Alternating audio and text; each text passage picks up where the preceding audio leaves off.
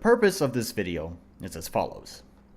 If you're someone who is aware of RPG Maker, but are not a user of it, nor play many games developed in RPG Maker, I hope to educate you about RPG Maker as a game engine.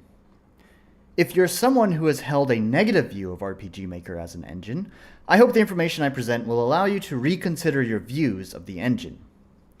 If you're someone who doesn't know what RPG Maker is, then I hope this video will mainly introduce you to some new games while also providing a brief overview of what exactly RPG Maker is.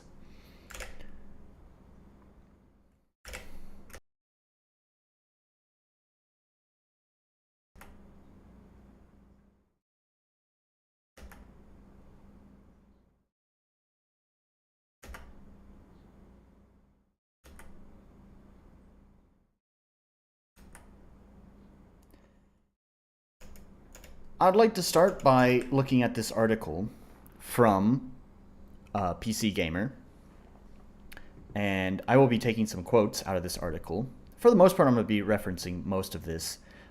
Links to this article will be down below, but to go over the history, RPG Maker began in the early 90s, mid-90s I guess you could say. RPG Maker series was created by Enterbrain, a division of a Japanese company, ASCII Corporation, that initially had no interest in translating its product for a Western audience. But in 2000, a Russian student nicknamed Don Miguel released a completely illegal and somewhat wonky English translation of RPG Maker 95/2000. It spread like wildfire. RPG Maker was an easy-to-use and promised the opportunity to recreate, without coding, something akin to the glorious JRPGs of the SNES era. Flocks of teenagers downloaded the engine, dreaming of making the next Final Fantasy. In 2004, a new version of RPG Maker was released in Japan, and promptly cracked, translated, and released to the Western market by Don Miguel's successor, RPG Advocate.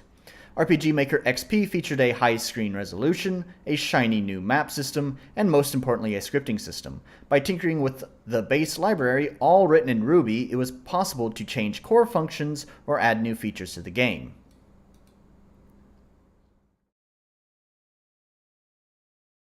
In 2005, the impossible happened. RPG Maker found an English publisher in Pro Texas. However, the people who had already owned a pirated copy were unwilling to support the official versions. After waiting for so long for an English release, many ignored Protex's work. 2 years later, Protexis localized the newest version of the engine, RPG Maker VX. Unfortunately, it wasn't very good. With a reduced resolution and a simplified map system, it was seen by many as a step back. A new version called RPG Maker VX Ace addressed those complaints, and Dejica stepped in as the new publisher. Dejica not only translated the engine, but made an effort to build a community around the product. RPG Maker finally had official forums, a support network, and someone willing to listen to the community and relay their feedback to the Japanese developers. Most importantly, Dejica put the entire RPG Maker series on Steam, greatly increasing the engine's popularity. The release of RPG Maker VX Ace coincided with the birth of Steam Greenlight. RPG Maker users started to consider themselves real game developers and realized they could actually try to sell their games. The result? An explosion of RPG Maker games on Steam Greenlight, often made by teenagers with big dreams but limited skills, and all those games looked the same. Players began to associate RPG Maker's RTPs, by the way, I have no idea what that means, with mediocre, lazy games. The engine got a bad reputation. In a 2016 Reddit thread about why people had begun to hate games made with RPG Maker, a community manager who worked for Dejica said, "I really wish people who weren't ready for the big time would stop submitting to Greenlight. It would make my job easier, because the perception of RPG Maker, is already bad enough without people trying to throw their 10-minute effort game on Greenlight." On the forums and in Steam user reviews, the same comment about RPG Maker games reoccur over and over. They're low effort and low quality, look more or less identical, and use the same stock resources. It's enough to put you off using the engine entirely. So, that's going to be enough, I think, about the history of RPG Maker. I would like to go a little bit further into the current flaws of or the current perception of RPG Maker, I guess I should say, where that's what the rest of this video will be about. So, let us continue.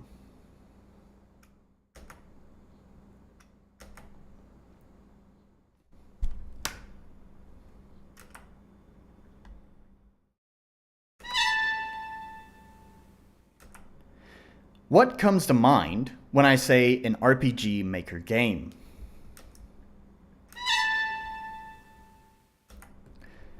What comes to mind when I say a classic turn-based RPG game?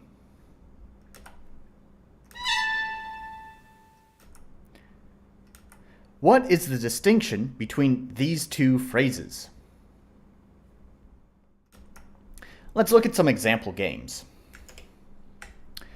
I've brought up a number of different games built in RPG Maker that I would like us to look through and see if you can decide the difference between an RPG Maker game and a game that has been built in RPG Maker.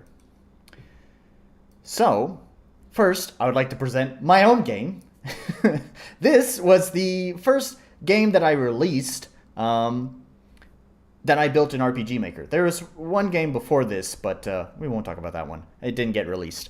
And as you might be able to see from the screenshots, I think we could easily qualify this game as an RPG Maker game. It's using default assets.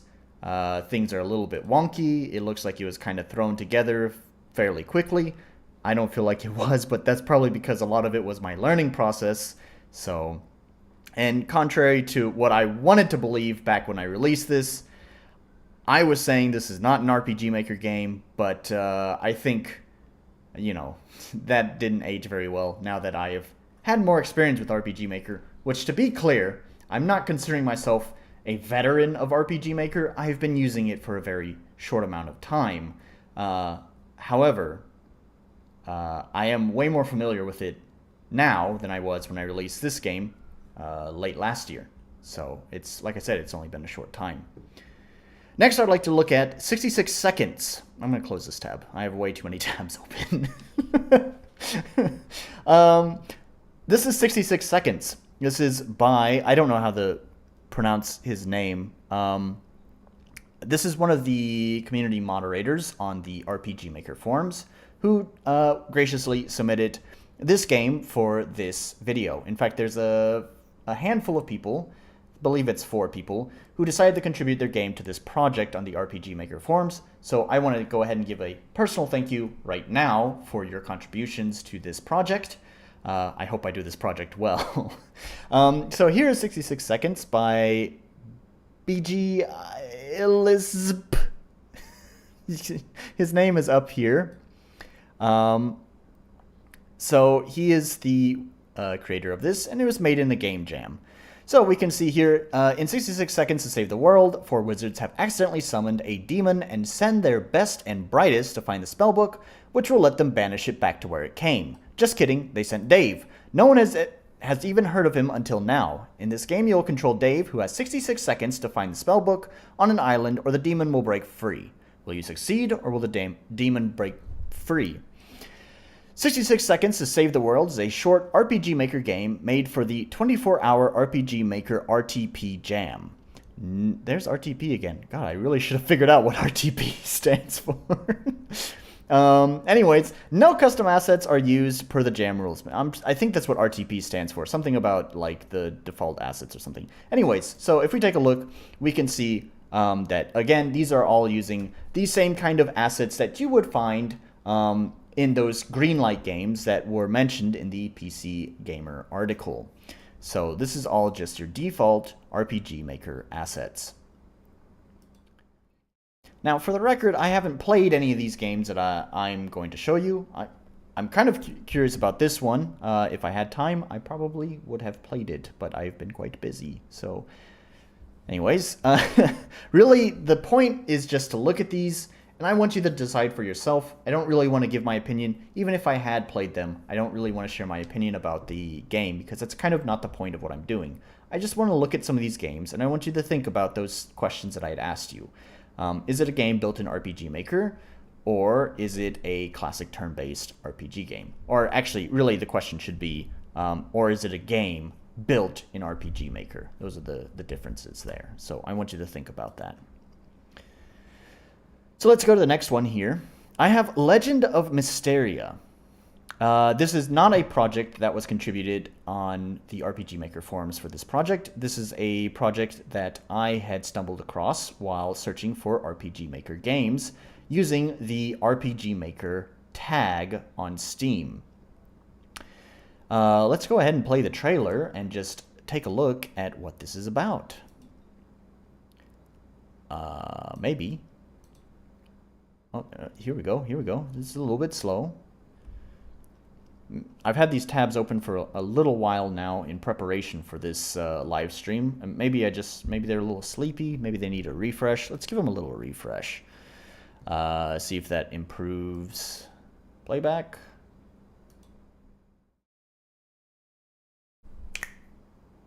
All right, I'm gonna say that's a no on the videos. I think I know what the reason is. Let's hop over here. Let's take a look at my face, my handsome face over here, while I make an adjustment to my my browser settings here. So maybe we can fix this. I have an audio plugin that seems to mess with some video players and audio playback. Yeah, there we go. All right, cool. Let's switch back over to this one here. Okay, so let's take a look at this. Let's play. It's a little bit loud.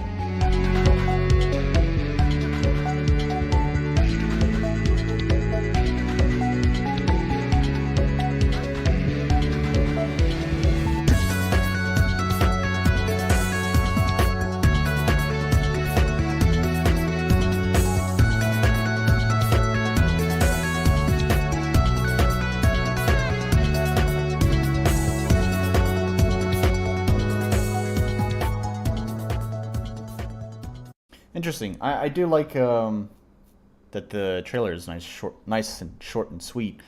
So anyways, as we can see, it does seem to be using a lot of the common default RPG Maker assets. So again, is this an RPG Maker game, or is this a game built in RPG Maker? It does appear that they are using some plugins. I can tell. First of all, in that trailer, it looked like they were using like a Sunshaft thing, which you can't technically do in RPG Maker without plugins, but it'd be a little bit jank. And technically the lighting as well you could do without plugins, but again, it would be pretty jank. So I'm assuming they're using plugins here because you can see there are these soft, like the light is a little bit darker here, where it's a little bit brighter around these torches, which makes it look like they're using a lighting plugin.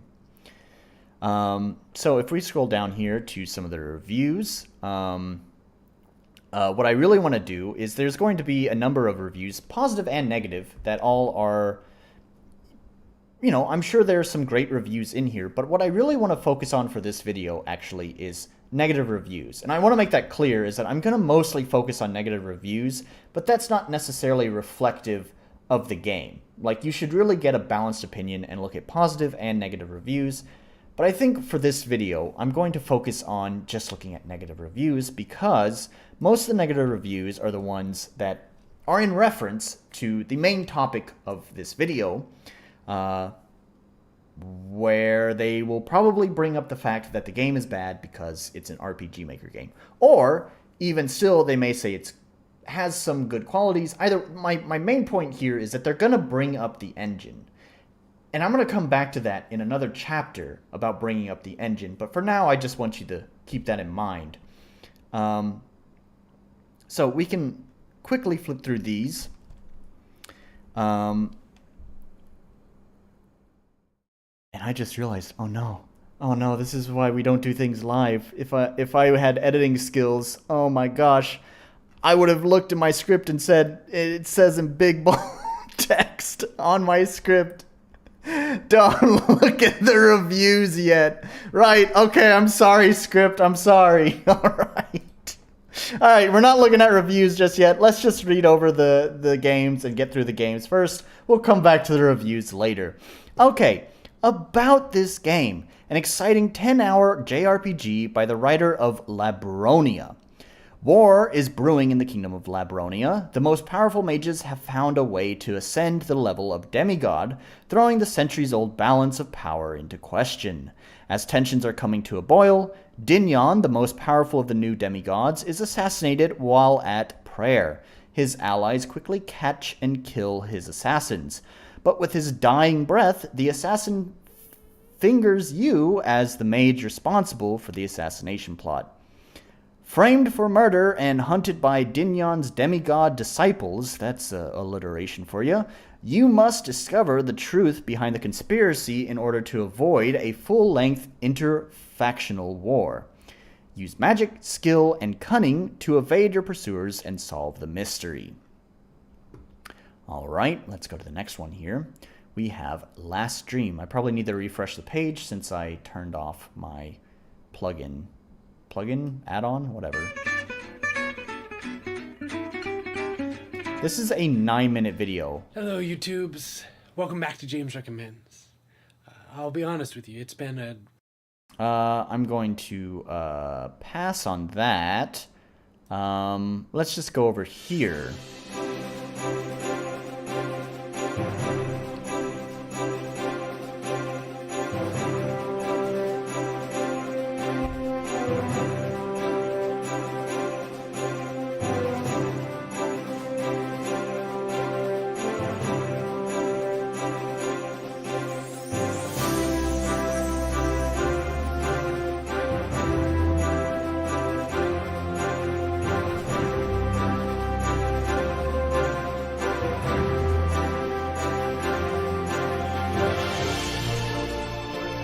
This is quite long. Let's jump forward.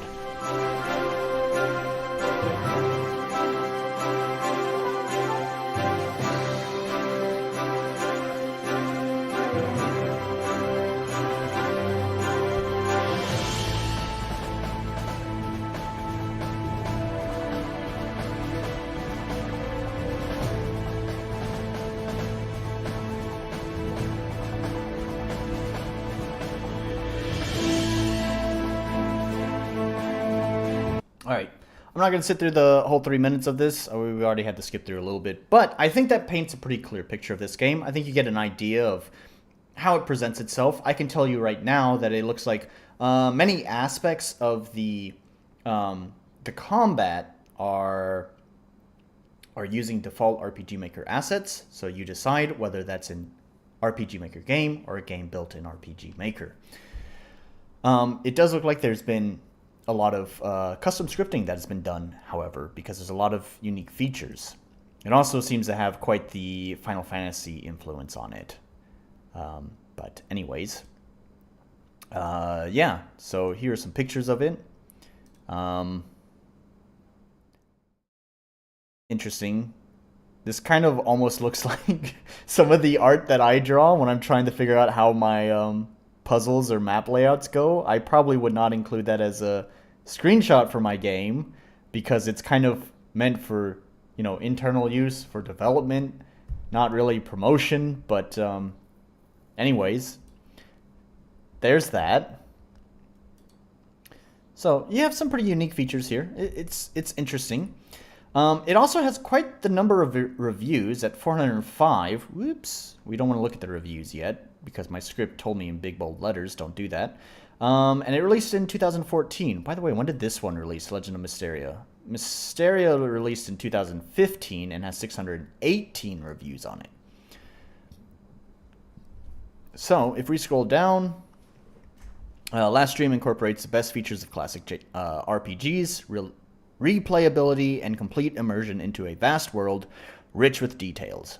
40 plus hours of dynamic gameplay, 15 plus additional hours of immersive side quests, 1 hours of interspersed flashbacks. That is a weird one to throw in there, but okay. 200 plus compositions from talented independent artists. 50 mind-bending puzzles, 200 plus tracked achievements, 500 plus unique paths by virtue of the non-linear gameplay, 701 page comprehensive strategy guide and walkthrough. They really like their numbers. They're really showing off all those numbers. Key features: follow the rise of the modest protagonist to epic heights in a sprawling RPG packed with a vast set of challenging puzzles, hundreds of original compositions, myriad side quests, and interspersed cutscenes within a in-depth, captivating storyline. Thoughtfully crafted storyline with... Okay, you already said that. Let's skip ahead. A deep storyline focus. Experience a highly non-linear RPG from an independent development studio with a sprawling storyline. You commence as a modest protagonist lost in an unfamiliar world. As you struggle to find a way back home, you uncover an increasingly malevolent and time-twisted plot to devour the ancient creatures of Terra. You must confront this corrupted power to save Terra and ultimately yourself. Complex role-playing. Explore a vast RPG where the decisions you make change the world and change around... And blah, blah, blah, blah. You change the world around you. You will gather and trade the ancient elven relics. Okay. Alright, I got it.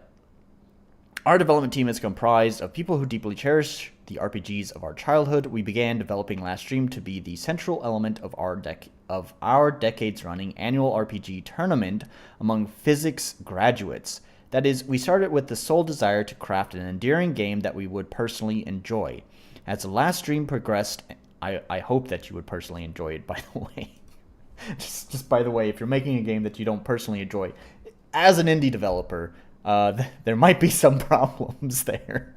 As the last stream progressed and over 50 creative individuals became involved, we realized that other people might enjoy the game as well. Now, after investing thousands of collective hours in game development and testing, and after receiving such generous support from the Kickstarter and Steam communities, thank you, we present you with Last Stream, the first in a trilogy. I wonder if the rest of that trilogy ever got released. That is not something I looked into. Let's just open White Giant Studios here, and it does appear there is another game and a complete edition that got released. Is that... Okay, yeah, it comes with The World Unknown.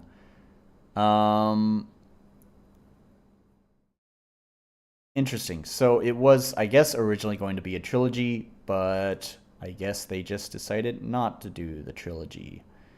So, this is a little bit off the beaten path. This was not a planned one of the games that I wanted to talk about, so you're not going to find it in the links down below, and it's not going to be in the ending credits, but let's just take a look. It looks like they maybe stepped up their game a little bit. We're not going to watch the trailer for it. If you're interested, then definitely just go to White Giant Studios' Steam page, and you can find both of the games there. And it looks like pickling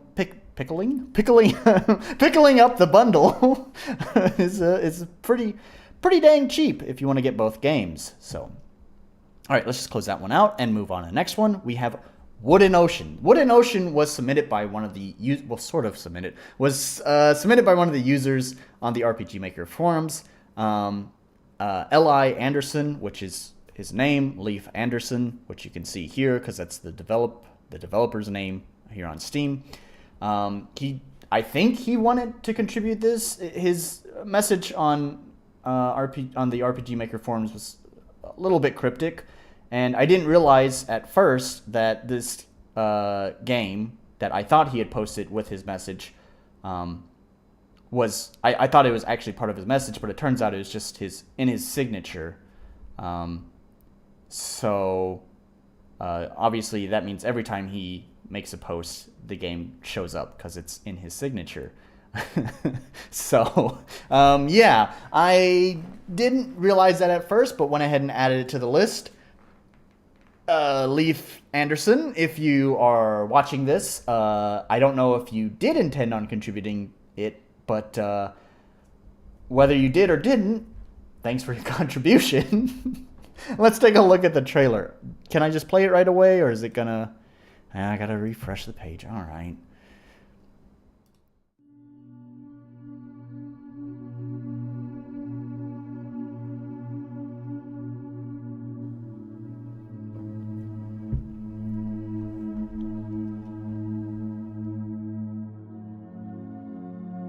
Music is pretty, like, yeah. The music is pretty. That's just it. Also, nice, like mode 7 kind of effect going on. This is pretty neat.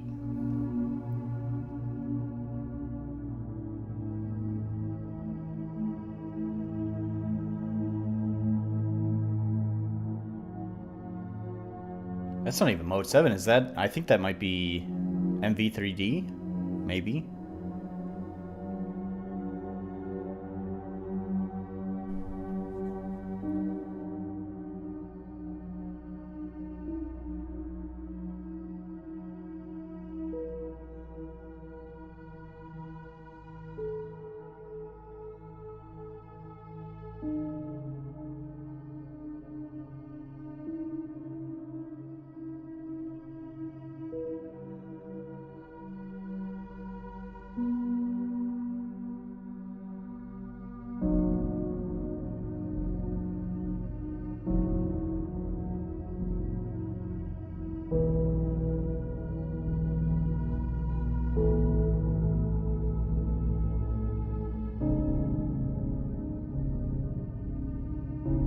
This is a pretty captivating trailer, actually.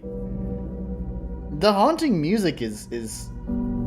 Honestly, I'm pretty impressed with this. God, I kind of wish I had watched the trailer before even recording this video. Alright, Leaf. You got me interested. I may potentially just have to pick this one up myself. That was pretty cool.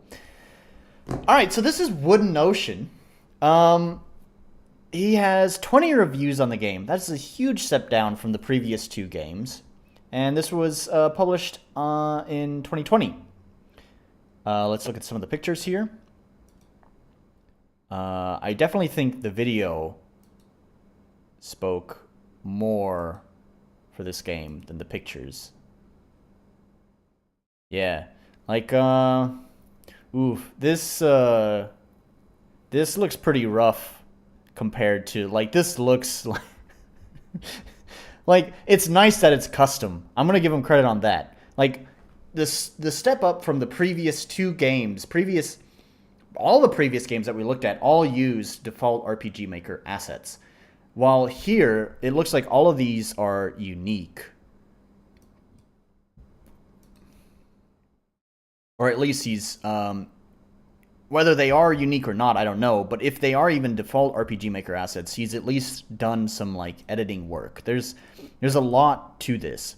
So again, the question comes up, is this an RPG Maker game, or is this a game built in RPG Maker? Very light on description. This seems to fall in line with the strange cryptic post he made on the RPG Maker forums. You're reading something that makes you want to play this. Not really. No, not really. But the trailer, I think, did a pretty good job at making me want to play it. Mostly the I think the music really did a lot. The music was kind of haunting but pretty. It was nice. It was really good. So yeah, I'm curious. Yeah. Let's go to the next one. Fifefer, I believe I don't know how it's pronounced. This was also another game that was contributed to this project, so thank you very much. This was actually contributed by Starbird Resources, I believe was his username on the RPG Maker forums. However, he is not the... I guess you would say director. He's not like he was just someone who helped make this game, but he is not like the main guy that made this game. So it's not his game. It's just a game that he helped make. So anyways, he wanted to go ahead and contribute this game to the project. So as usual, we'll have to start by refreshing the page, and then we will play the trailer and take a look at it.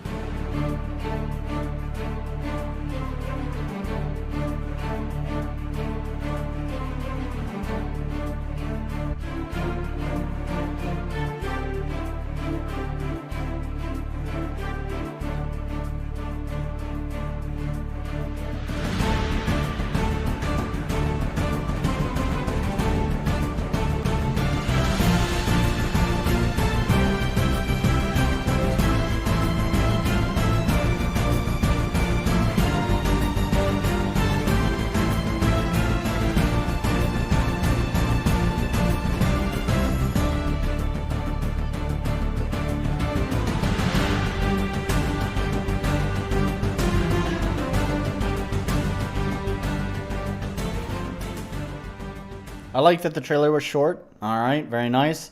I'm gonna be honest. The art looks pretty rough to me. Like, on the one hand, it's very nice that they are using custom art. I'm actually impressed this was done in RPG Maker. What it looks like is they used what's called parallax mapping, where it's basically, rather than using the tile system in RPG Maker, instead they're using individual pictures, like hand-drawn pictures that they've mapped to the map to create a map. That's what it looks like they've done. The artwork is really not doing it for me though. It looks like something that was made in Flash, which on the one hand is almost impressive that they've made RPG Maker look like something that was made in an entirely different engine. I don't know if you'd consider Flash a game engine, but anyways.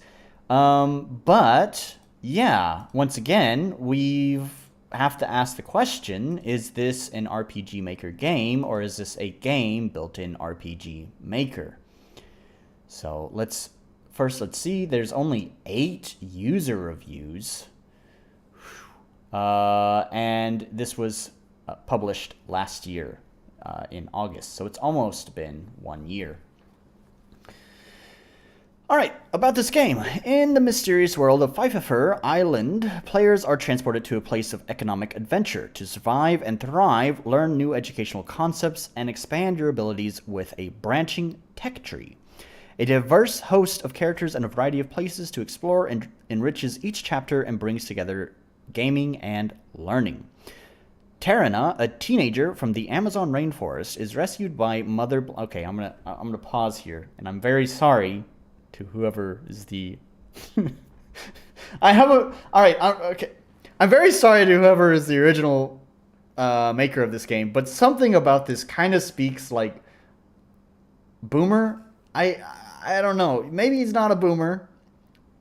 I'm going to go ahead and I'm going to self-deprecate here too. I'm sure whenever I write my description about my game, it's not going to be much better either, but making it, talking about it being an educational game and it's an economic game, and I don't know, making it a teenager, which is, again, there's nothing wrong. My character in my game is not even a teenager, so there's nothing wrong with that, but there's just something about all of it that just kind of, it's like, this sounds like a parent.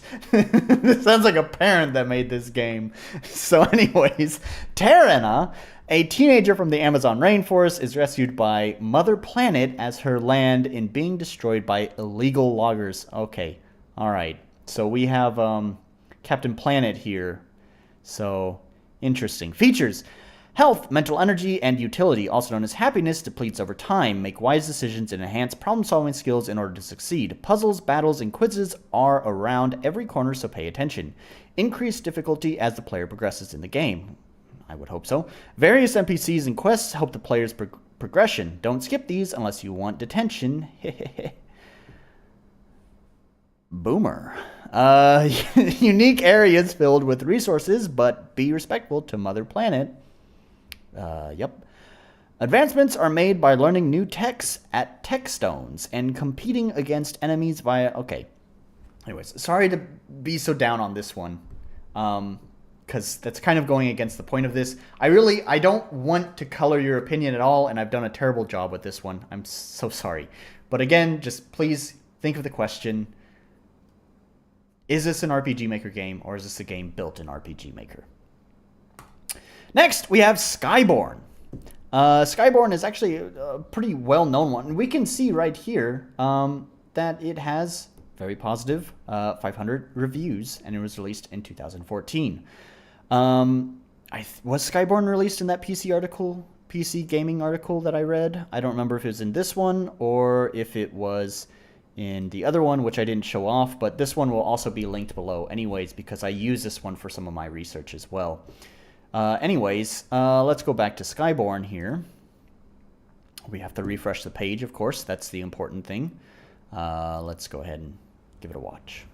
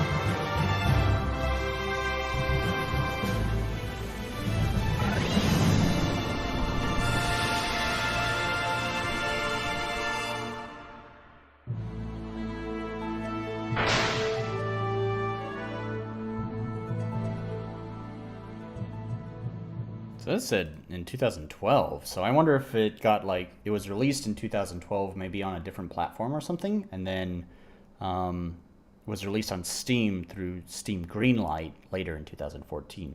Anyways, interesting thing about Skyborn, which I do think actually was mentioned in the other article here, is that is that it sounds like a similar story to me, where it sounds like the origin of the Skyborn story is that there's some guy who likes to make music and really wanted to just make a soundtrack to a game, but instead of, finding a job as a songwriter, he just decided to make his own game. Which sounds familiar. This is basically what I'm doing. So, anyways, once again, I want you to think, is it an RPG Maker game, or is it a game built in RPG Maker? When I look at the tiles here, I see RPG Maker, but then again, I'm also kind of impressed with just the amount of work that's gone into it. Like this custom art, there looked like there's a lot of animations and stuff. Like, it was pretty dynamic. Way more than my game's going to be, that's for sure. Anyways, about this game. Life under the rule of the winged Skyborn race isn't so bad for Claret Spencer, the star mechanic of an independent repair shop. She can patch up just about anything, but when a certain cravat-wearing customer turns her life upside down, she finds herself pulled into an epic citywide conflict that's going to take a lot more than elbow grease to fix. Join Claret on her journey through a tale of magic, metal, and mystery as she unravels the secrets of Skyborn. Game features lovable, addicting characters, trendy and exciting steampunk setting, classic look, modern feel, unique story-driven adventure, multiple character classes, breathtaking orchestral soundtrack. Alright, let's go to Amber Throne. Gotta kind of start going through these a lot faster, because I still got quite a lot more in the video to go through, so let's start picking up the pace here.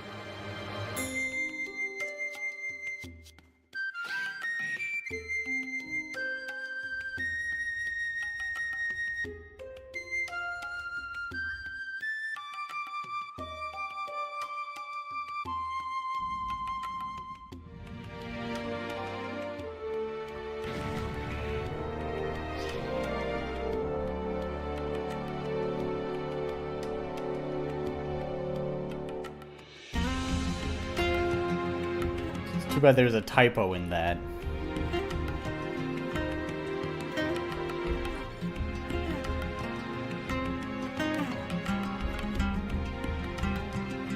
Was there a typo? I don't know, ignore me.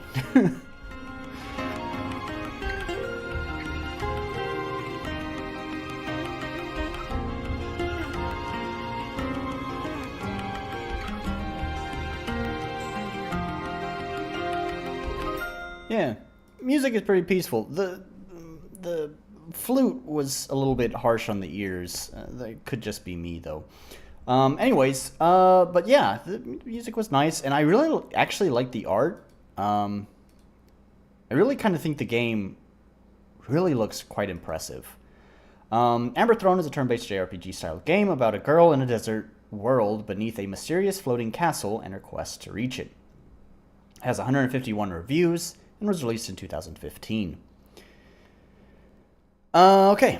After awakening from her coffin, Ara recalls little but the last word spoken by her father, destroy the Amber Throne. Looking in the sky, she finds what was once a magnificent castle is now floating in the sky far above the world below.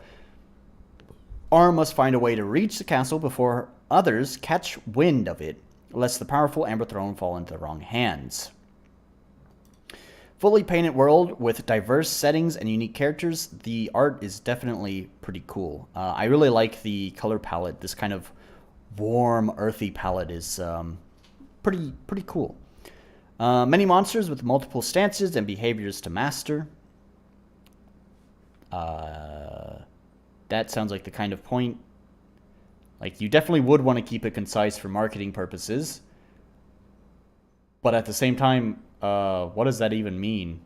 Many monsters with multiple... Do you catch monsters? And, okay. 5 party members, each with their own skills and advantages. Crafting for the game's best equipment and items. 12 to 15 hour long story with optional content and exploration. The game is a bit more atmospheric and ambient than most JRPG style games, with emphasis on the theme and mood, hopefully making it feel a bit different to experience. And there's some controls there. Alright, let's move on. I'm sure many of you have heard of this one. This is OneShot. By the way, I didn't even mention Skyborn, nor Amber Throne, nor OneShot were contributed to this project. I think the remaining Steam tabs that I have open were not contributed, and like these ones are not contributed to this project. They're just ones that I found on my own.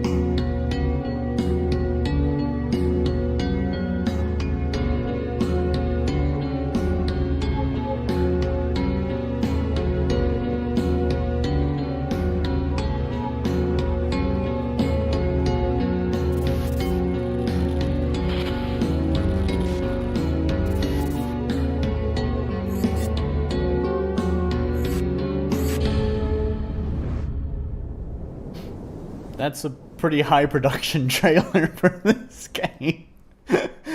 That's a hell of a step up from what we were previously looking at. At least the trailer, right? But yeah, I mean, look at this. We have all reviews is 26,489 reviews of OneShot.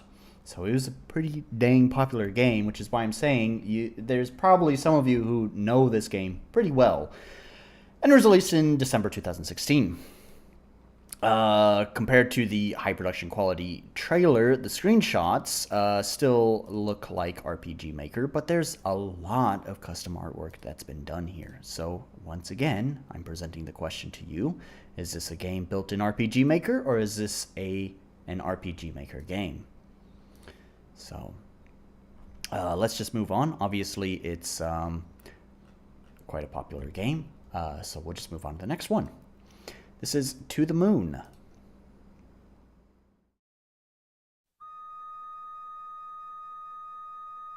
This is a 4-minute long trailer. Okay, we're not going to watch the whole 4-minute trailer.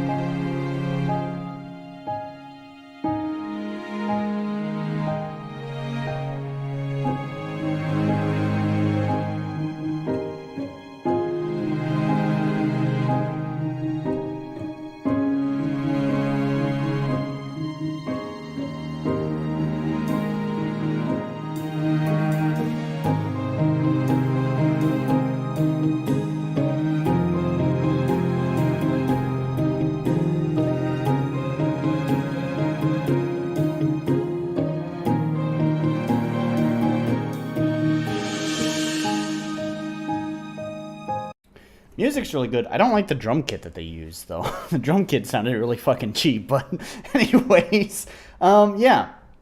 So, this one is even more popular than OneShot, although I feel like OneShot has gotten more coverage than this game, because I actually hadn't heard of To the Moon until I started doing research for this game. So, or not this game, this video. I hadn't heard of To the Moon until I started doing research for this video. Anyways, but you can see it has a lot more reviews on it.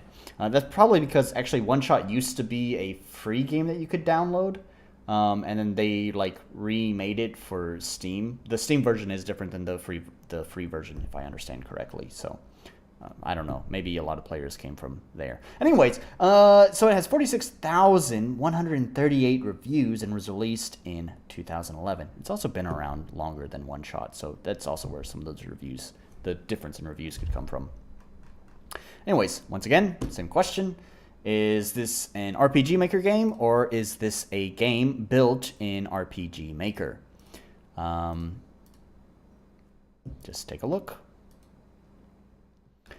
All right, let's go to the last one on Steam that I have here.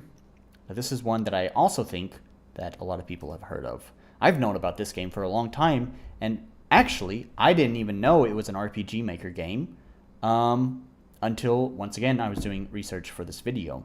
Like, I knew of this game, but didn't know what engine it used.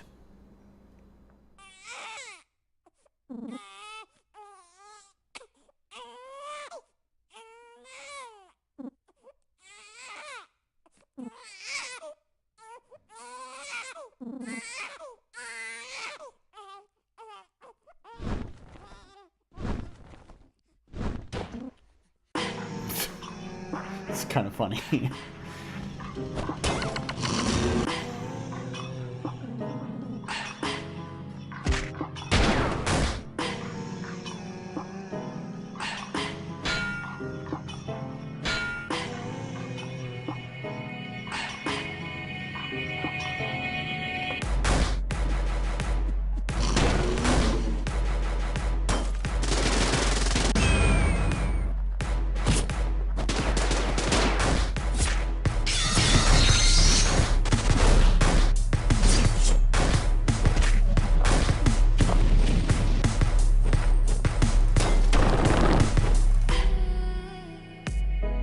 Music is pretty cool. I'm digging the music.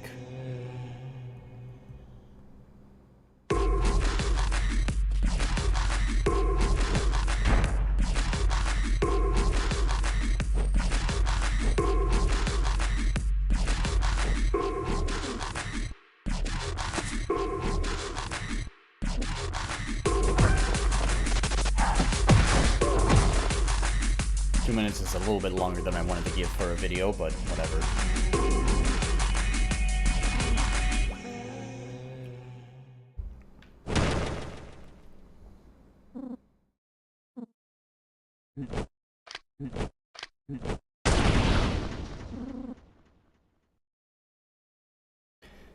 Yeah, actually, I've never played Lisa, but like I said, it's pretty popular. I think a lot of people know about Lisa. Yeah, like I said, I didn't even know it was built in RPG Maker. I'd have a real, even now, like looking at this, I can't even really tell that it's RPG Maker. I think it helps because it's not, because they've shifted the perspective to be, sideways instead of being top down. So I think that makes a big difference. Let's see, it has 10,811 reviews, and it was released in 2014. So that's going to do it for all of the games that I wanted to take a look at. We'll come back to this and look at some of the reviews later. The last thing I do want to leave off on here is that I had someone contribute a game that was here on Aldorlea. I don't even know how to pronounce that. Whatever it is. I'd never heard of this website before, but it appears to be a site dedicated to distributing RPG Maker games. All of the games here are made in RPG Maker. And yeah, so if you are looking for RPG Maker games, then I guess go to this website. Since the name makes no sense and I have no idea how to pronounce it, I'm sure that's going to make it difficult to Google search. So I've put a link down in the description below. So you can easily access the site and you can purchase the games here. My only problem is that none of these games, well, I didn't double check this, but the guy who had linked the game, he linked several games to me, and none of them were on Steam. So I'm not going to review any of them for this project because we're mainly looking at user reception. And the problem here is that there are not public reviews of these games. So general reception from the consumer is not available. So, yeah. So I'm just going to go ahead and close that out. And we'll move right on back to the script. As you may have noticed at the time of recording, Steam is having their summer sale. So many of these games can be purchased at 50% to 80% off. Please support the developers by purchasing the games I have featured. Let's switch the camera. There.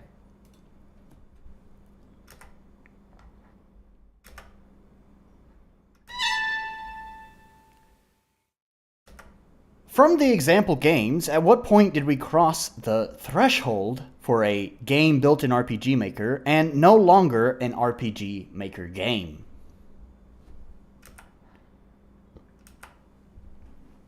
Some Steam reviews, even on the most popular and famous games built in RPG Maker, still mention somewhere in their review it's an RPG Maker game. Some may argue that it's due to the number of low-effort games built in RPG Maker, but the truth is that any game engine accessible to the public, such as Unreal or Unity, also have a large number of low-effort games. Yet often, these low-effort games get treated differently than low-effort RPG Maker games. Other engines often aren't cited in a review, but instead the game is referred to, in general, as a low-effort game, and is rarely reviewed as another low-effort game from this game engine.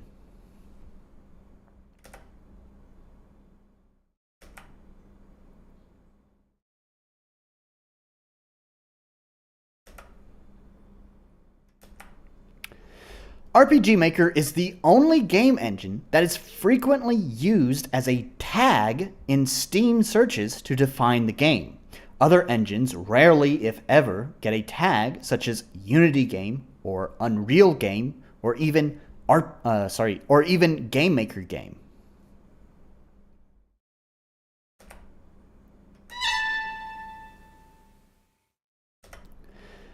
How does this affect the game's reputation and review score?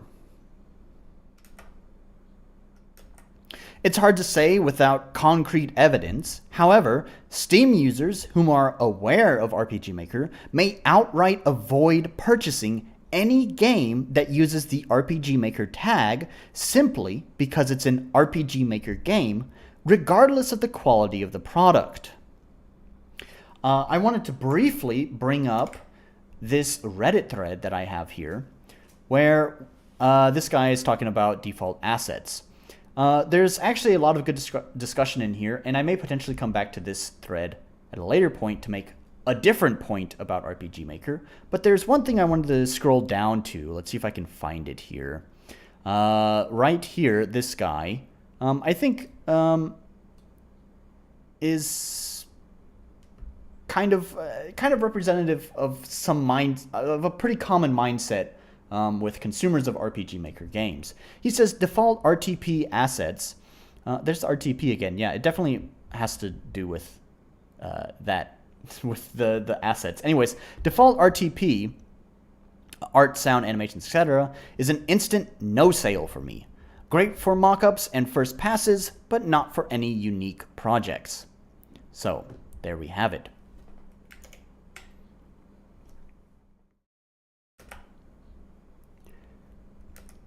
This may artificially lower the number of sales and views the game receives, but those of whom that decide to purchase the game are likely to give higher quality reviews. That is to say, reviews that are on topic about the game's technical performance and design, rather than reviews that are simply focused on criticizing the engine used. So this is the point where I want to take a look at some reviews.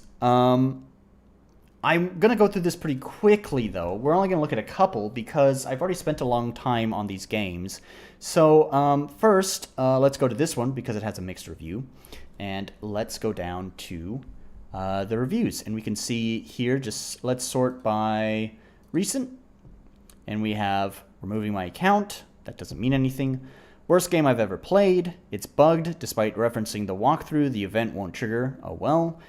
Very trigger-based RPG Maker game. Here we can see referencing the engine. Stuck in the first room for nearly 20 minutes looking for disguise. Can't unlock the only locked door with the spell of unlock. Spoiler, a full-size robe was in a tiny potted plant. Never even made it into combat before cringing so hard I had to exit. The font of the book items is so artsy that it's unreadable. No mouse support. Wasn't expecting any, but it's still important to know.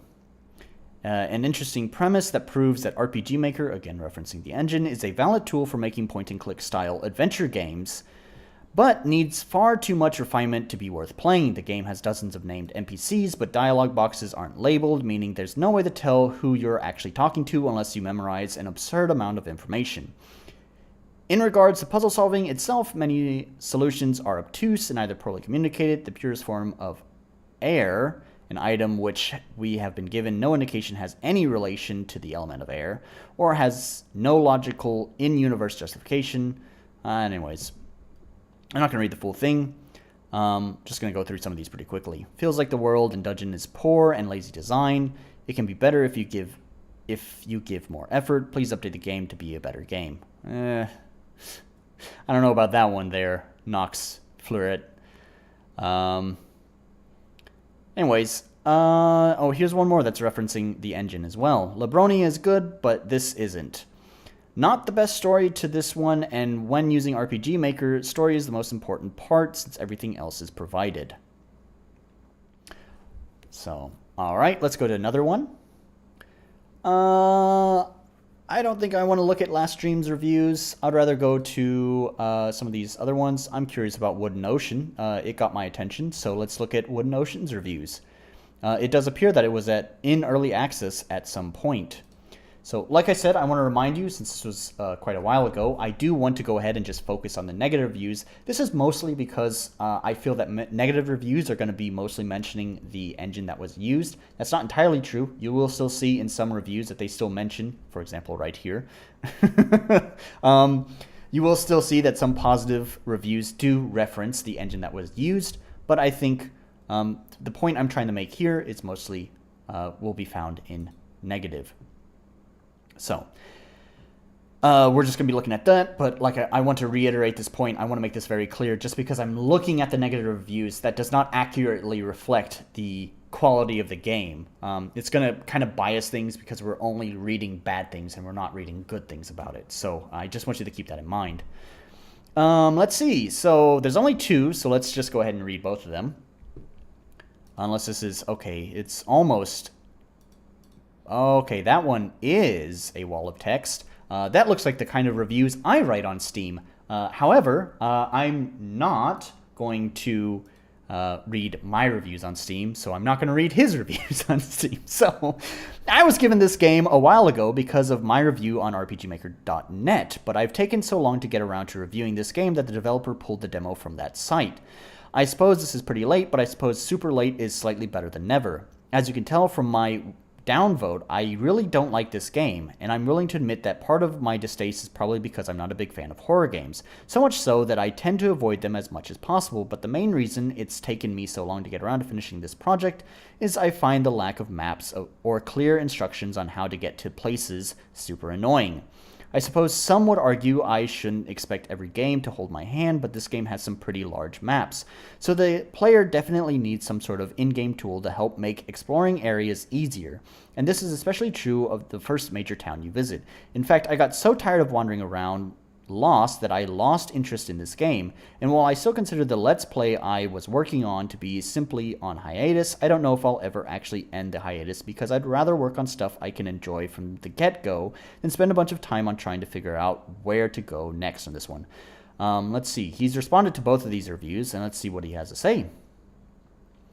Lamo, better late than never really doesn't apply here. Someone dropping a negative review on a game then they recently received for free 5 years ago and hasn't bothered playing since is actually significantly worse than never. The astronomical amounts of pettiness and rudeness on display here. Okay, so, oh, that's not, okay, whew, that's not Leif Anderson. I was going to say, ooh, if that's Leif Anderson, that is not a good impression of who the developer is. After 5 years of waiting on you, I has finally received a review. Praise be to the blood. Okay.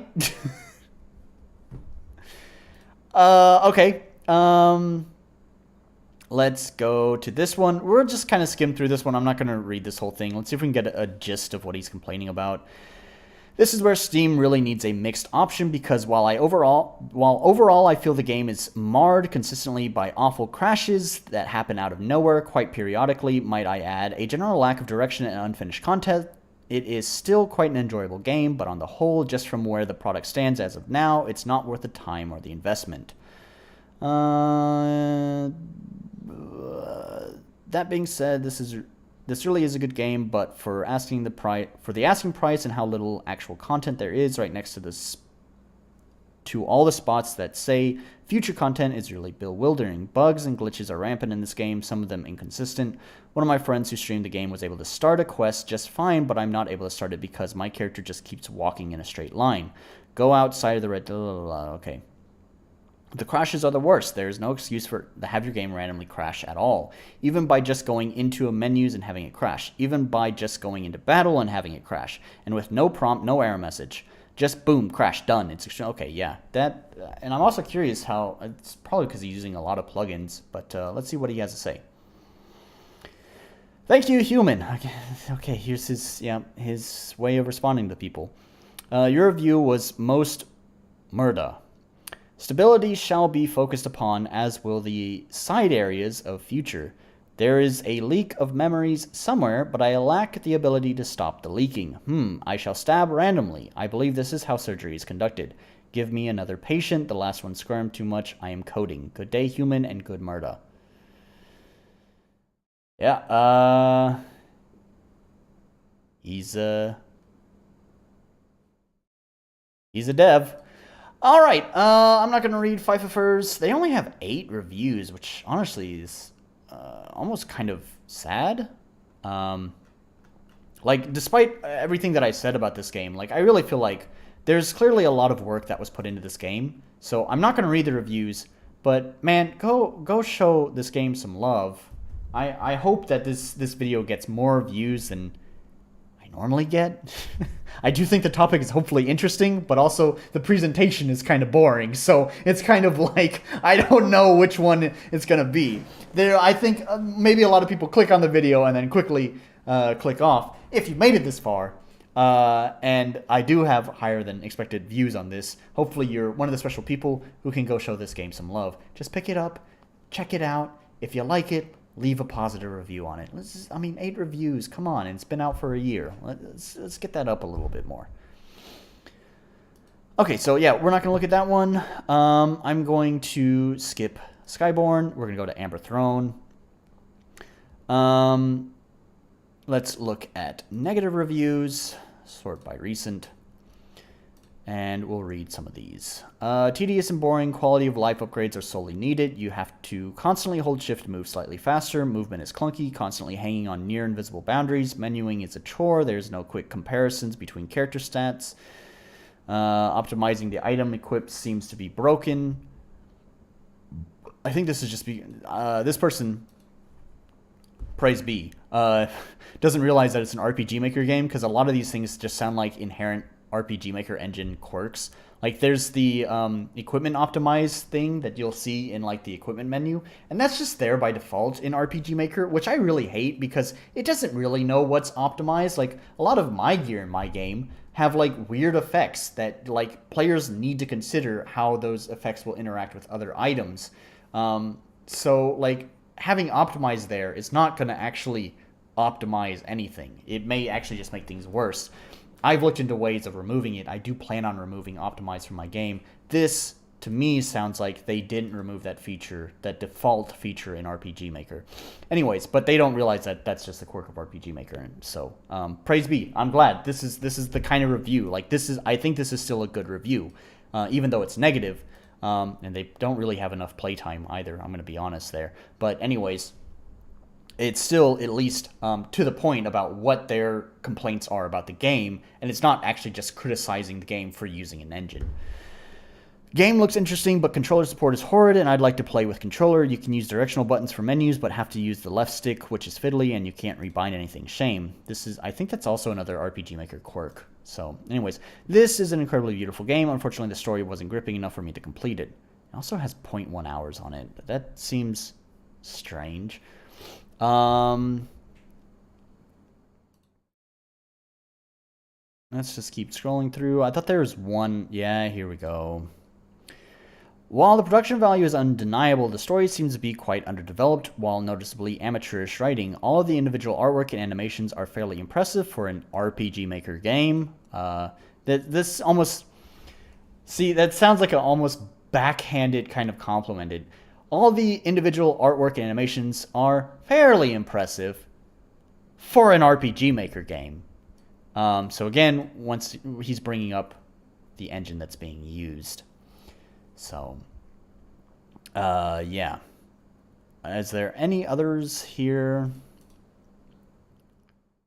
Yeah, here we go. Again, bringing up the engine, but he is just acknowledging the limitations of the engine. So, now, before I move on to the next slide, to the next part of this video, I want to bring up this game here. This is Twilight Memoria.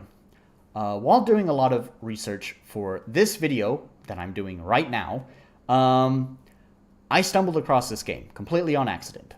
I think I was looking for a plugin or something. I don't even remember how I stumbled into this game, but I was just shocked by the quality that I saw, at least within the screenshots. I didn't watch the video.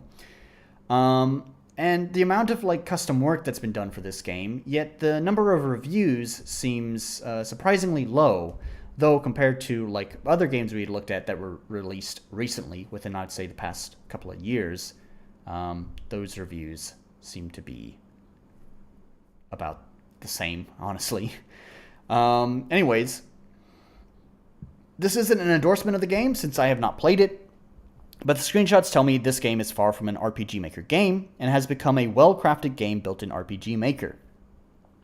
However, I feel the number of reviews this game has is not proportional to the quality represented.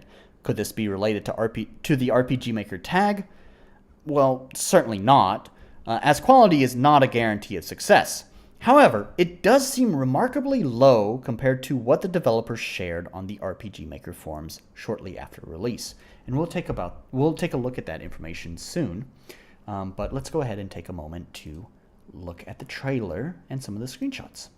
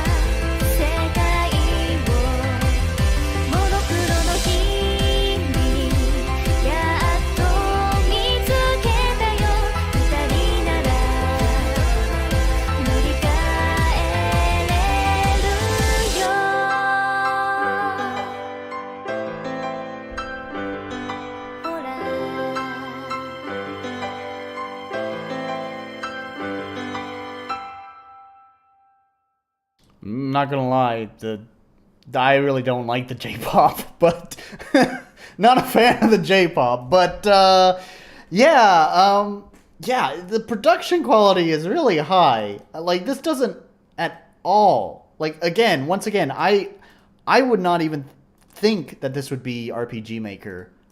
Just looking at the screenshots and even some of the footage from the trailer, I might be able to, like, I would have, like, an inkling. There might be a little niggle at the back of my brain being like, that might be RPG Maker. But just at first glance, it's not what I would think. So, anyways, let's look at some reviews. We'll go to negative. Oh, there's no negative. Well, that's good. Everything's positive. That's good job. Good job there. I definitely think that, oh my god. Anyways, sorry. Yeah, I definitely think this game really should have received more attention. Although maybe I'm wrong about that. Because if we take a look here, here's the release on, or the forum post on the RPG Maker forums. And if we scroll down, here's all the people that helped make the game. This is pretty extensive too, by the way. If we scroll down here to right here, this post, we are now ranked top 15 JRPG and top 2 RPG Maker games on new and trending Steam store. Thank you to everyone who supported us and bought our games. We wish you the best. So anyways, it seems like he was doing really well. So I'm just kind of surprised at the number of reviews that the game received. So anyways, yeah, I think it's kind of a shame, honestly.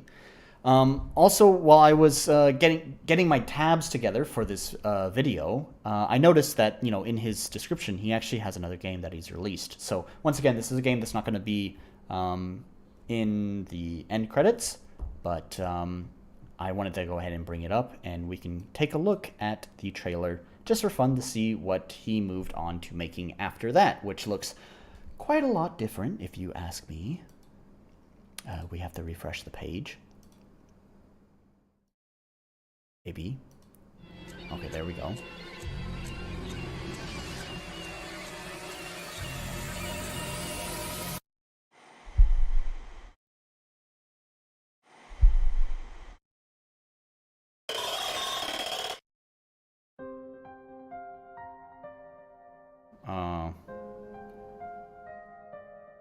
Well, that's a trailer. That was bad. Wow.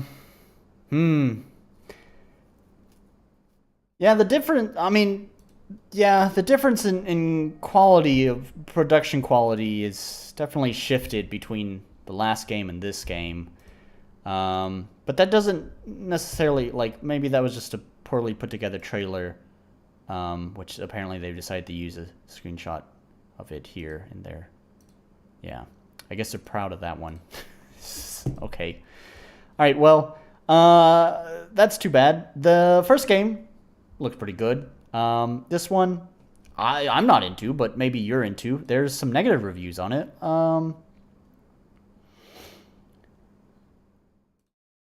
Let's see, let's just read this one. Actually, this game has so much potential that it could be further developed, such as adding bad guys so that the atmosphere is always tense because we are constantly being chased by creatures like the Oni game, or make a slightly interesting puzzle like the point-and-click games Deponia. When using energy and checking the execution area, the animation takes too long. Maybe the developer can make improvements by cutting the duration of the animation and blank screens when we use energy. It will make the playing experience smoother. I also feel the gameplay is quite empty. Maybe because there are no ghosts chasing us, like similar horror games like Clock Tower and Oni. Fortunately, the quality of the portrait and CG character art of this game is good, so I can finish it. Hey, it's that Nox Flirt, whatever. They've popped up a few times here. Anyways. Yep, so yeah. Yeah, I'm not as impressed with their second game here that they've produced. That just released this year, a few months ago. That released on May 10th, 2022. So, yeah, anyways. So, I think that's everything for that. Let's go back to the script and the slideshow here. After looking at thousands of reviews across a handful of games built in RPG Maker, my gut feeling says that there's a large portion of Steam traffic that outright ignores any game that even exudes the slightest hint of made in RPG Maker. Though this is hardly scientific, and I'm making this estimate based on the absence of something, you know, the lack of reviews and sales, rather than the presence of something.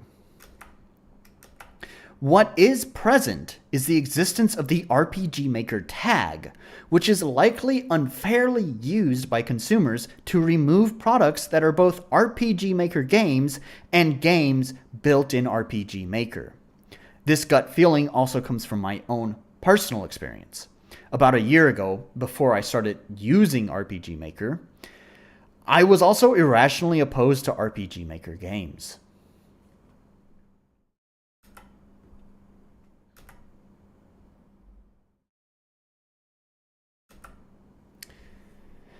I was talking to my friend the other week. She's a programmer. She's a programmer for a game in development built in RPG Maker. She was telling me how the designer she is working for is spending a ton of effort to erase every RPG Makerism from the game to give it the best chance. I myself do everything I can to erase RPG Makerisms from my game, though my skill and budget limit how much I'm able to do, so I'm certain my game will always suffer from an RPG Makerism curse. Many other devs who use RPG Maker also frequently talk about how to change or remove basic features of the engine so that they can hide from the consumer what engine they used.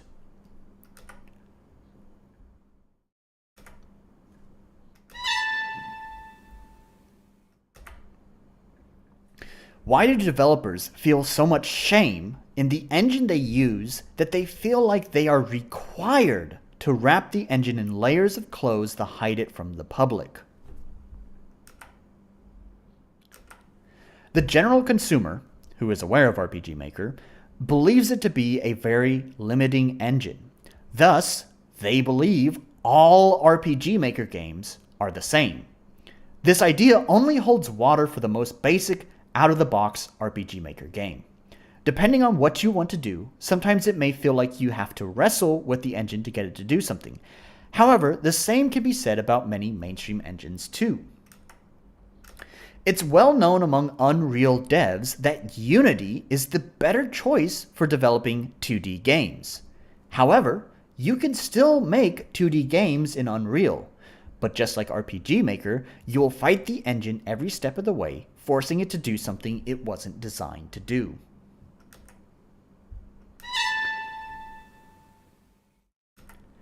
Does that mean RPG Maker is only designed to do turn-based combat, grid-based movement, top-down JRPGs, and anything beyond that is a struggle? Like all of the questions I've presented so far, the answer is not black and white, but on a gradient of complexity. The further away you get from that core design, the more the engine fights. Regardless, many tools still exist for creating outstanding games that can break that standard mold. Let's take a look at plugins, one of various tools to break the standard mold. And so what I would like to do is I'm going to launch RPG Maker, and I'm going to show you this. So plugins are things that can modify the game. Right now I have a brand new RPG Maker game. This is just what you see when you first start it. Volume warning, this is going to be very loud when it launches. So turn your volume down now. I'm launching the game.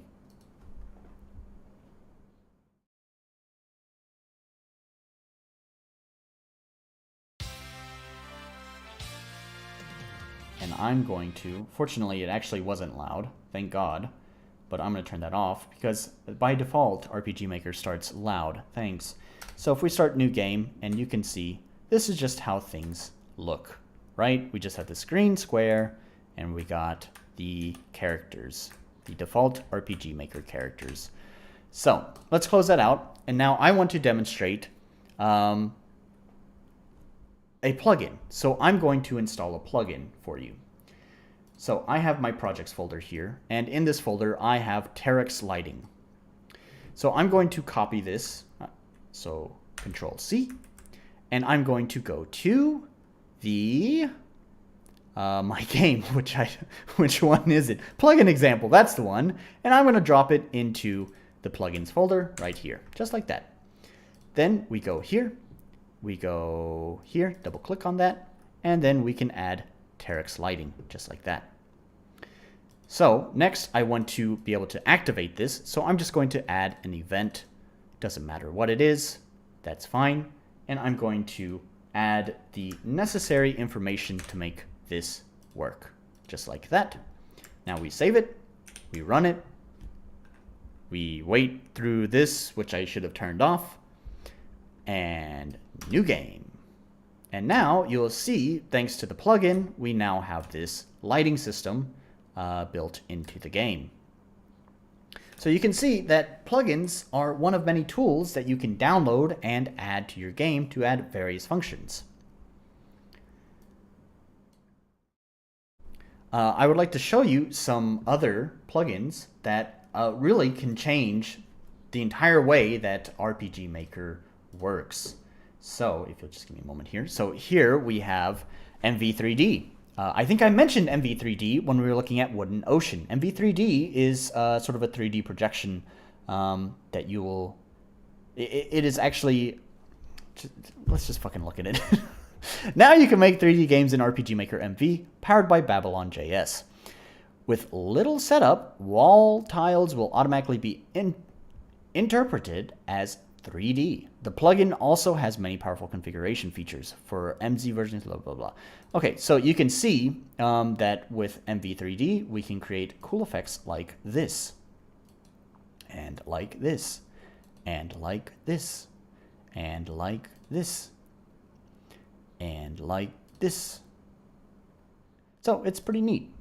So that's one plugin that can dramatically change the way that the engine functions. Here we also have the Luna engine, which is stupidly expensive, but you can see some of the core features that it does. It's focused mostly on UI, but allows for quite a lot of customization of the UI. So it can help remove some of that default RPG Makerisms by completely changing the way that the menus look. And finally, here is the grid combat system. So it just changes the regular turn-based combat into this grid-based turn-based combat. So yeah, there's just some examples of different plugins that you can add to RPG Maker to dramatically change the engine and what you can do in it. And of course, with some JavaScript skill, you can greatly modify nearly every aspect the way the engine operates. So let's go back here.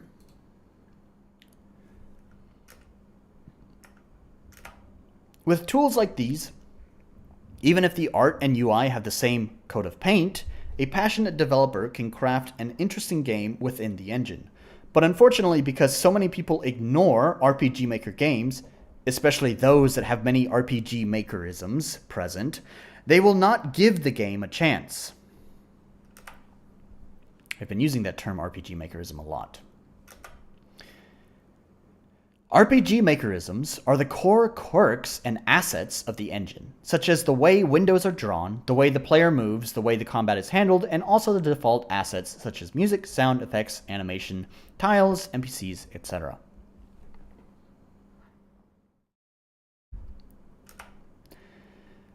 So why am I making this video? I have a bias in this, all right? There's a purpose for me making this video besides it being something that I'm interested in. It is certainly something I am interested in. However, I have a horse in this race. If we go back here, we go back to my projects, we'll go here, and we'll launch this. This is my current game. If you've been following my game dev streams, first of all, you'll see that I've done a lot of work on the cave. That's coming along pretty nicely. But anyways, I am developing a game in RPG Maker. Now, I'm proud of this game. I've put a lot of work into this game. It's pretty far from finished, and if we look at RPG Maker on Steam, you can see I have 501 hours used so far. And that's only time that I've had the editor open. That's not including all the time I've spent making music, making custom tiles, and anything else that just doesn't involve using the editor itself. And I'm tried to make that time as accurate as I can. There's been a few times I might have accidentally forgotten to close it, but for the most part, I try to make sure to close the editor so that way I can keep track of my time relatively well on Steam of how much time I'm spent in the editor. For the record, that 501 hours, I should also mention that you should subtract about 110, 120 hours from it because of my previous game that I developed that I showed at the start of this stream. So, the reason why I'm making this video is, of course, I would benefit if more people suddenly change their opinion about RPG Maker games. If more people could respect RPG Maker games, despite them maybe using some default assets, obviously it would improve sales of my game. So, of course, I have a horse in this race. However, I want to make it clear that despite using, these are all, for the most part, what you're looking at in this scene is all default. Well, they're not default assets, but they are purchased assets, and I think they come from a tile set that is pretty popular. It is distributed directly from the RPG Maker DLC store, so it is officially supported. So many people have probably purchased this tile set and have used it. So it's, even though it's not a default tile set, it may still somewhat feel like a default tile set simply because of its ubiquitous nature. There we go. That's what I'm trying to say. So anyways, that's my horse in this race, and I wanted to make that very clear. What I have written here is, due to my limited budget and skill, I will likely have many RPG Makerisms present. Thus, I have a reason to make this video and draw attention towards this, because if I can change public opinion about RPG Makerisms, my game will succeed more. Which sounds like a much more elegant way of phrasing that than what I just stumbled through just a moment ago. So, glad I wrote that down on my script.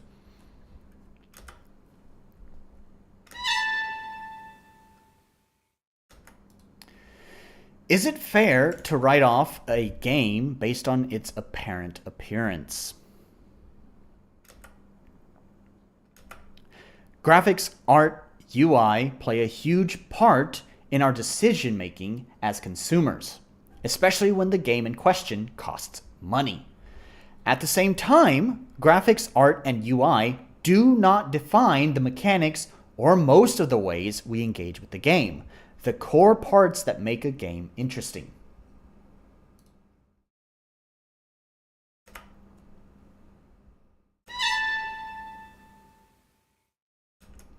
Are basic graphics, art, and/or UI indicative of a lazy developer?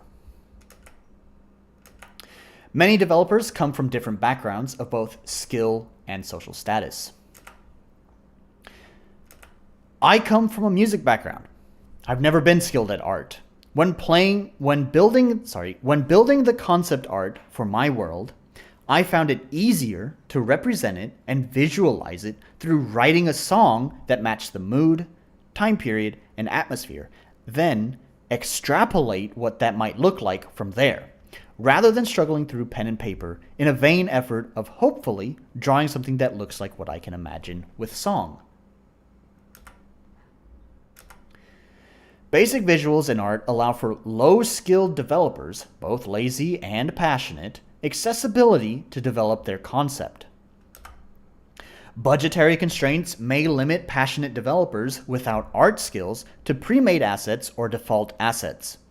In the case of RPG Maker, this may lead to their game appearing to have too many RPG Makerisms, hurting the perception of their game to the consumer.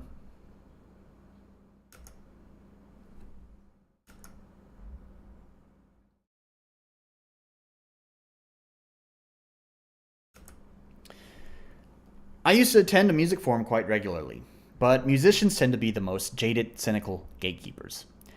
Even now, I catch myself sometimes being unreasonably unfair to others who are trying to become a musician, so by far, music communities are often unwelcoming and sometimes hostile. For better or worse, they shape the way I write my music. Although I still occasionally use this forum in a rare blue moon, I often find myself avoiding it due to the unwelcoming nature, which of course is discouraging progress and self-improvement with the hobby. KVR and Gear Sluts are effectively the 4chan of the music world, and other than the longtime veterans who've earned a name on those sites, don't expect anyone to give your music a chance despite it being a music forum. When I was learning Unity, I requested help from their forum a couple of times. Though the responses were far less gatekeepery than music forums, there were hardly any people who stepped up to the plate in order to help a fellow member. Those that did help, unfortunately, seemed to only offer minimal assistance and hardly follow up to clarify the information they shared. Of course, I'm not expecting many people to step up, provide information to every single new user, and even follow through with the information, because that's asking a lot. And it's a type of accountability and responsibility rarely seen among online denizens. But a community like that exists.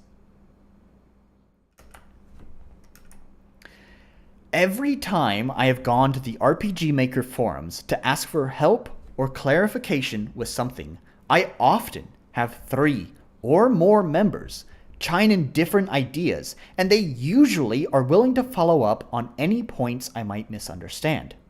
It's remarkable how welcoming and helpful the RPG Maker community is as a whole.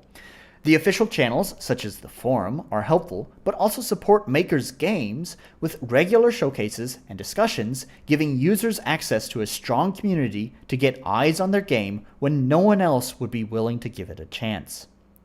However, even outside of official channels, you'll find users of RPG Maker offering friendly advice and helpful information even to some of the most unpleasant people. That's where this thread comes up that I had mentioned quite a while ago. If we go back here, this forum poster, it's not this forum poster, never mind, it's this one. This forum poster, who got deleted for probably being too trollsome, is rather unpleasant in his responses, but even still, people give surprisingly level-headed responses despite his awful responses. As you can see here, holy crap that you expect me to read that. Bye. I stopped reading comments after everyone gets now personal attacked because I don't share the opinions. Like the first half was completely nice, and then the pathetic people came, where I strongly think they... generally speaking, when people ask a question and I take the time to give them an answer, I do expect them to read it. I mean, there's some attitude here, but I kind of don't blame them considering, you know, this.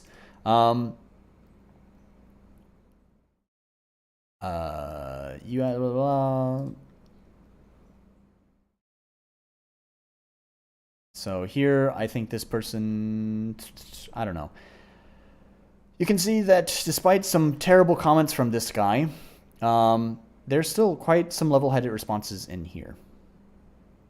So, yeah, I'm impressed with the community as a whole.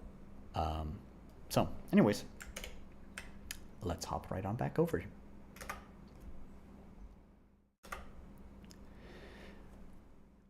By being friendly, open, and helpful, it creates an encouraging environment where new users who may feel discouraged by roadblocks can easily overcome those roadblocks thanks to a helpful community. And as the new users passes more roadblocks, they become more proficient with the engine and thus have more knowledge to pass on to new users. And thanks to an open and friendly environment, the user may feel more obliged to offer help to return the favor they received when they were a new user. This friendly cycle of giving support, I believe, is one part of many that are helping to erode the once negative stigma surrounding the engine. Looking at RPG Maker games released within the past couple of years, you'll find fewer and fewer reviews and comments criticizing any game built in RPG Maker for their engine of choice. And while there are many factors that may contribute to this, I believe in no small part it is thanks to the welcoming community. After all, RPG Maker is simply a tool to make games, just like any other game engine.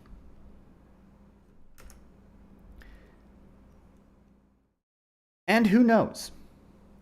Maybe at least the Unity community might learn something from the RPG Maker community.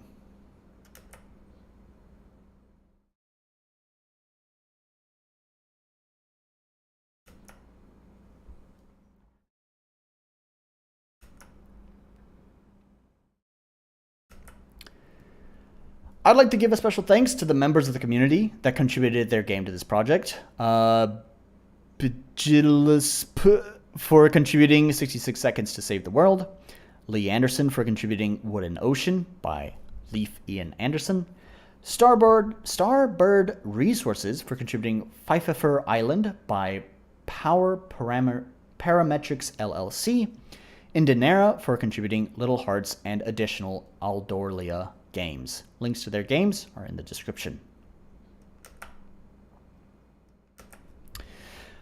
I want to give additional thanks to the journalists and developers I cited in this video. Giada Zavaris and Matt Sayer. Sorry, I probably butchered both of those names. Of PC Gamer, who wrote the two articles that I mentioned. Legend of Mysteria by Labyrinthine. Last Stream by White Giant RPG Studios. Skyborn by Dancing Dragon Games. Amber Throne by Joshua Missile. I also want to give additional thanks to Joshua Missile for publicizing Amber Throne's sales information, which was not shown in this video, but he did do that, which gave me, it was very insightful. OneShot by FutureCat LLC, To the Moon by Freebird Games, Lisa the Painful by Ding-a-Ling, Twilight Memoria, Sun and Moon by Twilight. Links to their games can be found in the video description. And before I end, I also want to go ahead and talk about what you can find to support me, which are other things that you'll find down in the description. Yes, that description is populated with a ton of links. So first of all, I want to remind you, at the time of publishing this video, the Steam Summer Sale is active, so many of these games can be purchased at 50% to 80% off. Please support the developers by purchasing these games. As for myself, you'll find links down below where you can find my book. It is free to read online, so check it out if you're interested. You'll also find my music. It's not free, but it's worth every penny, so go check it out. There are some free songs on there that you can get, though. There's also a link to my previous game. It's not as good as the current game I'm working on, but that game is available, and the current game I'm currently working on is not available. So you can play my previous game while you wait. And last, there's also my Discord in the description down below. Please check out all of the many links that I've put down there. And I want to say thank you very much if you sat through this whole video. I put a lot of work into this, and I'm very thankful to the people on the RPG Maker forums who were supportive of this idea. That's it for this one, and until next time, until next time I'll be doing game dev. Next time will be game dev, so we'll continue developing my game. That's it. Bye-bye.